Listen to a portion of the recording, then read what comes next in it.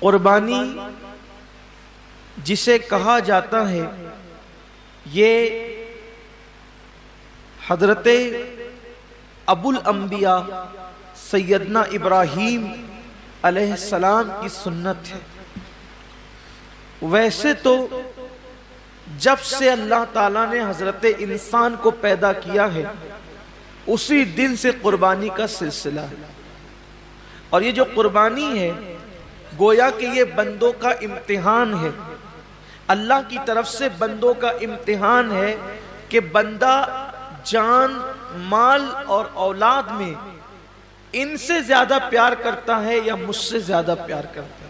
یہ امتحان ہے اللہ کی طرف سے، آزمائش ہے۔ قربانی کے متعلق سوال ہوا جب اللہ کے رسول صلی اللہ علیہ وآلہ وسلم سے کہ یا رسول اللہ صلی اللہ علیہ وآلہ وسلم یہ قربانی کیا ہے؟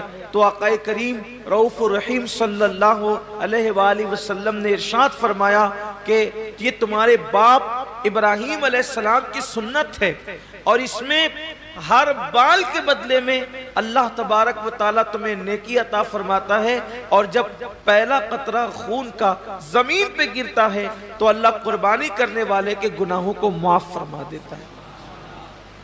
یہ تو آپ سنتے ہیں، بار بار سنتے ہی رہتے ہیں، لیکن جو آیہ کریمہ قربانی کے موقع پہ پڑھی جاتی ہے، جو آیہ کریمہ قربانی کے موقع پڑھی جاتی ہے، اللہ اپنے حبیب سے فرماتے ہیں قل ان صلاتی ونسکی ومحیایا ومماتی للہ رب العالمین۔ اے محبوب آپ فرما دیں کہ میری نماز، میری قربانیاں، حتیٰ کہ میرا جینا اور میرا مرنا سب اللہ کے لیے۔ اصل بات یہ آتی ہے اس دور میں کہ قربانی اللہ کے لیے ہونا چاہیے، قربانی بلکہ قربانی ہی نہیں، ہر کام اللہ کے لیے ہونا چاہیے۔ لیکن کل تک شادیوں میں دکھاوا تھا، کل تک ظاہری اعمال میں دکھاوا تھا، اور اب لوگوں کے یہاں عبادت میں بھی دکھاوا پیدا ہو گیا، اور خاص طور پر قربانی کے موقع پر یہ چیزیں زیادہ دیکھنے میں آتی ہے کہ لوگ دکھاوا زیادہ کرتے ہیں، اور لوگ اس پر گفتگو کرتے ہیں کہ اس کا جانور اتنے میں آیا اور اس کا جانور اتنے میں آیا۔ آپ جانور کتنے کا لاتے ہیں یہ اللہ کے نزدیک اہم نہیں ہے، آپ جانور کتنے کا لاتے ہیں یہ اللہ کے نزدیک اہم نہیں ہے، آپ جانور کیوں لا رہے ہیں یہ اللہ کے نزدیک اہم ہے۔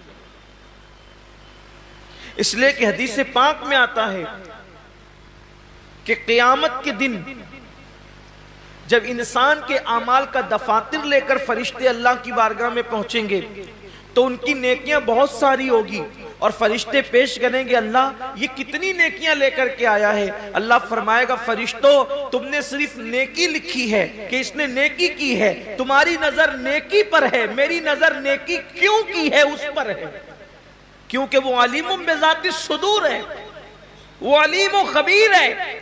اللہ فرماتے ہیں کہ اس نے کیا کیوں ہے اس پر میری نظر ہے۔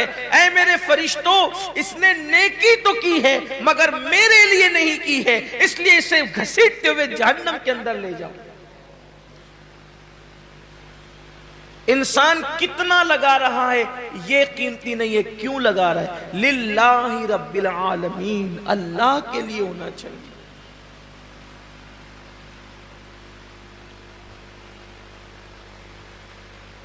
ایک مقام پر قرآن کہتا ہے کہ اللہ کے بارگاہ میں تمہارا خون اور گوشت نہیں پہنچتا قربانی کا۔ سورہ حج میں اللہ کا ارشاد ہے کہ تمہارا گوشت اور خون اللہ تک نہیں پہنچتا، اللہ تک تو تمہاری دلوں کی نیتیں پہنچتی ہیں، تمہارے دلوں کا تقوی پہنچتا ہے۔ میرے پیارے آقا صلی اللہ علیہ وسلم کے پیارے دیوانوں، آج کل قربانی اللہ ماشاءاللہ اس لیے بھی لوگ کرتے ہیں کہ گوشت کھانے ملے گا، گوشت تو ملنا ہی ملنا ہے، گوشت نے جانا کہاں ہے؟ گوشت جائے گا کہاں؟ گوشت تو کھانے، لیکن نیت تو اچھی کرو۔ ہمارے بزرگوں نے فرمایا کہ اعمال سیکھنے سے پہلے اعمال کی نیت سیکھا کرو،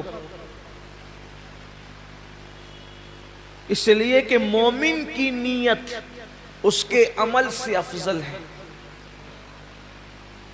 نیت المؤمن خیر من عملہ، مومن کی نیت اس کے عمل سے افضل ہے۔ آپ نے کبھی سوچا کہ ایک کافر 20 سال کفر کر رہا ہے، پھر بھی وہ قیامت تک جہنم میں، 20 سال ہی نہیں بلکہ سال بھر بھی کفر کرے تو بھی جہنم میں، 6 مہینہ بھی کافر رہے تو بھی جہنم، اسی حالت پہ مرا تو جہنم میں، ایک دن بھی کفر کیا اور وہ کفر پہ مرا تو جہنم میں کیوں ہے؟ اور مومن ایک دن مومن ہے اور ایمان پہ خاتمہ ہوا تو جنت میں کیوں ہے؟ عمل کی وجہ سے نہیں بلکہ نیت کی وجہ سے۔ کافر کفر پر اس لیے مرا کہ جب تک زندہ رہتا کفر پر رہتا، اس لیے ہمیشہ جہنم میں نیت کی وجہ سے، اور مومن جنت میں اس لیے ہے کہ جب تک دنیا میں رہتا ایمان پر رہتا، ایمان پر رہنے کی نیت اس کو ہمیشہ جنت میں رکھ رہی ہے۔ یہ انسان کی نیت کی اہمیت ہے، یہ انسان کی نیت کی اہمیت ہے کہ رہا تو ایک دن ایمان پر مگر نیت بھی ہمیشہ ایمان پر رہے گا، اس لیے ہمیشہ کی ایمان پر رہنے کی نیت اس کو ہمیشہ جنت میں رکھے گی، اور اس کو ہمیشہ کفر پر رہنے کی نیت اس کو ہمیشہ جہنم کے اندر رکھے گی۔ پتہ چلا کہ نیتوں پر اجر ملتا ہے۔ تو آج مومنوں کو، مسلمانوں کو نیت درست کرنے کی، جانور خریدو تو کتنا گوشت نکلے گا یہ دیکھ کر مت خریدو، بلکہ یہ اللہ کے نزدیک قبول ہوگا یا نہیں قبول ہوگا یہ دیکھ کر کے خریدو۔ آج گوشت ہی سب کچھ ہو گیا، اس لیے قربانی کی جو برکتیں ملنی چاہیے وہ برکتیں نصیب نہیں ہو رہی۔